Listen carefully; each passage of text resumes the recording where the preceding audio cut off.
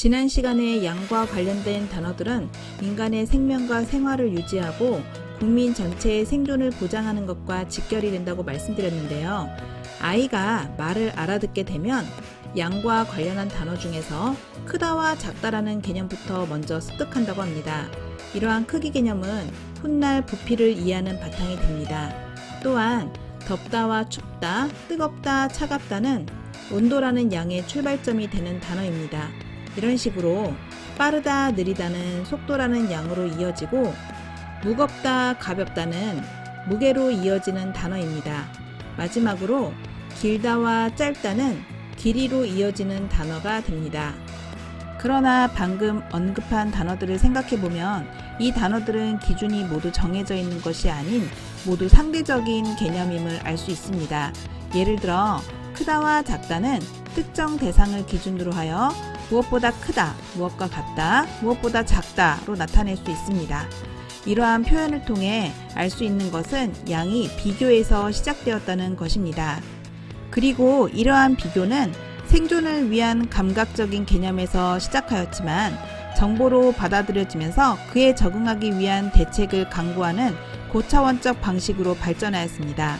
이렇게 발전할 수 있었던 이유는 양 감각이 수 개념을 이해하는 데 영향을 미칠 뿐만 아니라 측정이나 측량을 할 수 있는 기반이 되기 때문입니다. 그럼 양이란 도대체 무엇일까요?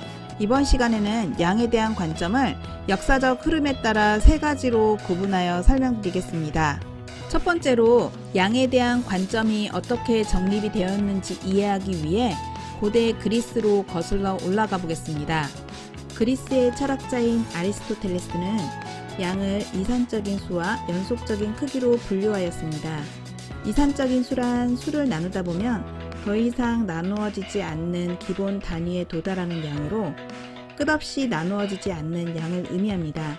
그는 이산적인 수를 줄여서 이산량이라고도 했습니다. 이러한 이산량의 모임이 자연수이고 이를 연구하는 것이 산술입니다. 따라서 흔히 말하는 수는 이산적인 것에 한정된다고 말할 수 있습니다. 반면 아리스토텔레스는 연속적인 크기를 연속적인 양 또는 연속량이라고도 하였습니다. 크기가 무한히 나뉠 수 있는 양, 즉 무한 분할할 수 있는 양이고 이산량처럼 더 이상 나뉠 수 없는 기본 단위에 구성되는 것이 아닌 연속적인 양이라고도 하였습니다. 그리고 이러한 연속량을 연구하는 것이 바로 기하학입니다. 참고로 알렉산드리아의 에우클레이데스, 영어 이름으로 유클리드라는 학자는 아리스토텔레스가 구분했던 수와 크기를 좀 더 명확하게 수학적인 방식으로 제시하였는데요. 그것이 바로 그 유명한 유클리드 원론입니다. 그리스 시대의 수와 크기를 구분한 이유는 크기에 대한 관점이 수가 아닌 크기 자체로 다루었기 때문입니다. 따라서 넓이 같은 크기를 수로 간주할 필요성도 느끼지 않았고 그 크기 자체를 변형하여 다루었다고 합니다. 예를 들어 이 당시에 다음과 같은 삼각형과 사각형의 넓이가 같음을 어떻게 알 수 있었을까요? 현재와 같이 삼각형의 넓이를 2분의 1 곱하기 밑변 곱하기 높이, 사각형의 넓이를 가로 곱하기 세로라는 공식을 활용하여 같다는 것으로 입증하진 않았을 것입니다. 이때에는 수를 이용한 공식을 사용한 것이 아니라 삼각형을 두 개의 직각삼각형으로 분해하고 다시 결합하여 삼각형을 사각형으로 나타내는 조작을 통해 입증하였습니다. 수와 양을 구분한 그리스의 관점은 수학자에게 지속적으로 영향력을 미쳤는데요.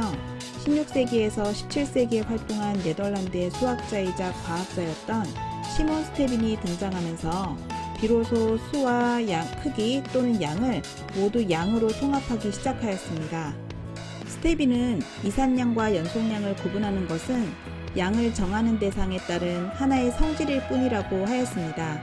예를 들어 나무 두 그루에서 이는 이산적이지만 물 2리터에서 이는 연속적이기 때문에 대상에 따라 이산적이기도 하고 연속적이기도 합니다.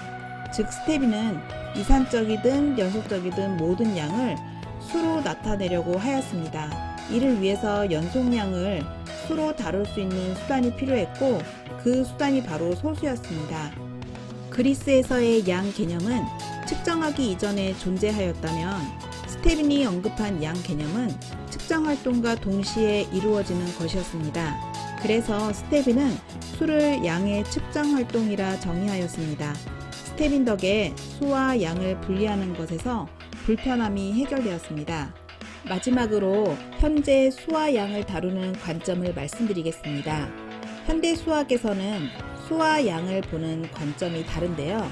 이번 시간은 양을 다루는 시간이기 때문에 양에 포커스를 맞추어 설명해 드리겠습니다. 여기 노트가 한 권 있는데요. 세로의 길이가 30cm라고 가정해 봅시다. 이때 30cm가 나타내는 의미는 노트 자체를 나타내는 것이 아니라 노트가 가지고 있는 성질 중 하나가 됩니다. 이렇게 양은 사물 그 자체가 아니라 사물의 속성을 의미합니다. 수학적으로 설명하면 양은 세거나 측정될 수 있는 대상의 특성을 말하며 그 값을 수와 단위로 표현한 것입니다. 예로 들었던 30cm라는 양은 30이라는 수와 cm라는 단위가 합쳐진 것입니다. 다시 말해 양의 대상은 사물의 크기이고 적당한 단위의 설정으로 그 크기나 성질을 수값으로 파악할 수 있는 것입니다.